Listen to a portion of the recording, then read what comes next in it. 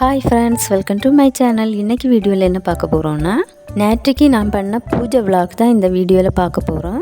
நேற்றுக்கு செவ்வாய்க்கிழமை முருகருக்கு தான் பூஜை பண்ணியிருந்தேன்.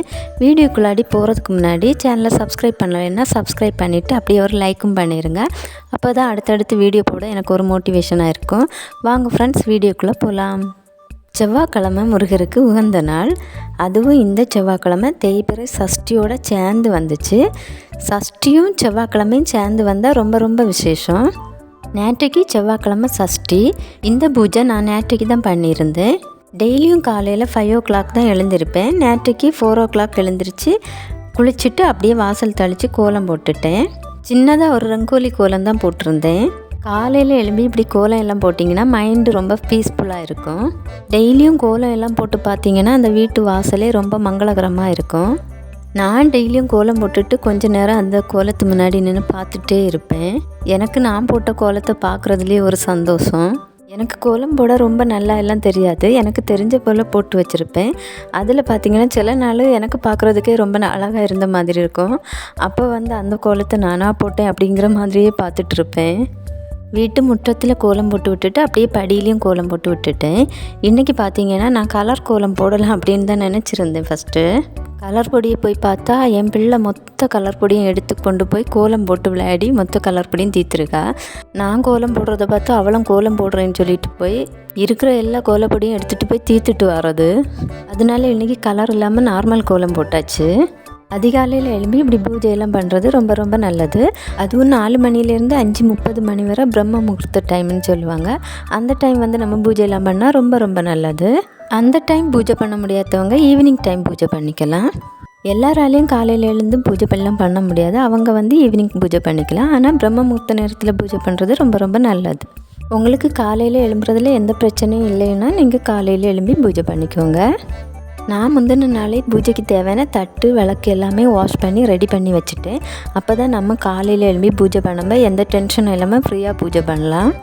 இன்றைக்கி எங்கிட்ட பன்னீரும் ஜவ்வாதும் இருந்துச்சு. உருளியில் பூ போட முன்னாடி இந்த மாதிரி ஏதாவது வாசனை பொருட்கள் போட்டுட்டு பூ போட்டோன்னா ரொம்ப வாசனையாக இருக்கும்.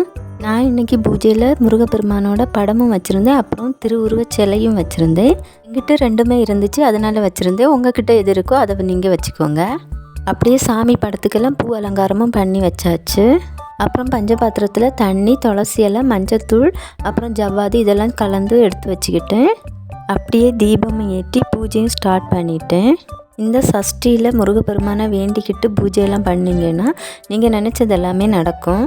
முருகப்பெருமானை கடன் பிரச்சனையில் இருக்கவங்க, குழந்தை வர வேண்டி இருக்கவங்க, அப்புறம் புதுசாக வீடு கட்டணும்னு நினச்சிட்டு இருப்பாங்க இல்லை, இவங்க எல்லோரும் இந்த சஷ்டியில் முருகப்பெருமானை வேண்டிக்கிட்டு வழிபட்டால் அவங்க நினச்சதெல்லாம் கண்டிப்பாக நடக்கும். அதுபோல் வாரந்தோறும் செவ்வாய்க்கிழமையும் முருகப்பெருமானுக்கு விளக்கேற்றி வழிபட்டிங்கன்னா நல்லது நடக்கும். ஆனால் நம்ம என்ன வேண்டுதல் வச்சுருந்தாலும் சரி, அதை நம்பிக்கையோட மனசார வேண்டிக்கிட்டால் கண்டிப்பாக ஒரு நாள் கண்டிப்பாக நடக்கும். ஒரு நாள் 2 நாள் பூஜை பண்ணிவிட்டு எனக்கு எதுவும் கிடைக்கலன்னு சொல்லிவிட்டு பூஜை பண்ணுறதை விட்டுட்டிங்கன்னா அது கண்டிப்பாக கிடைக்காது. இதை தொடர்ந்து நம்ம செய்ய தான் நம்ம வாழ்க்கையில் முன்னேற்றம் வந்துகிட்டே இருக்கும். எந்த பூஜையாக இருந்தாலும் சரி நம்பிக்கையோடு பண்ணுங்கள், நிச்சயமாக பலன் உண்டு.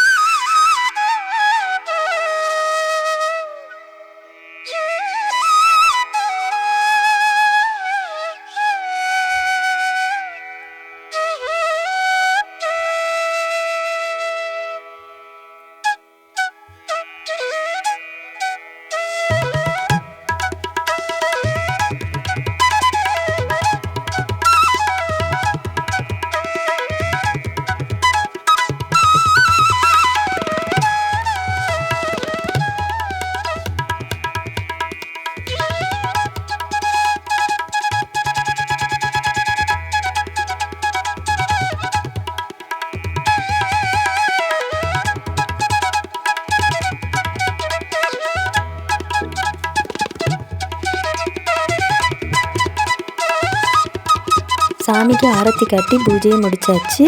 இந்த ஆரத்தியை நீங்களும் எடுத்துக்கோங்க. இந்த வீடியோ பார்த்த எல்லாருக்கும் சகல சௌபாக்கியமும் கிடைக்க நான் கடவுள்கிட்ட வேண்டிக்கிறேன்.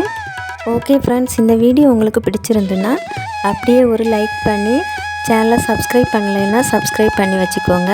இதுவரை வீடியோ பார்த்ததுக்கு ரொம்ப நன்றி. தேங்க்ஸ் ஃபார் வாட்சிங்.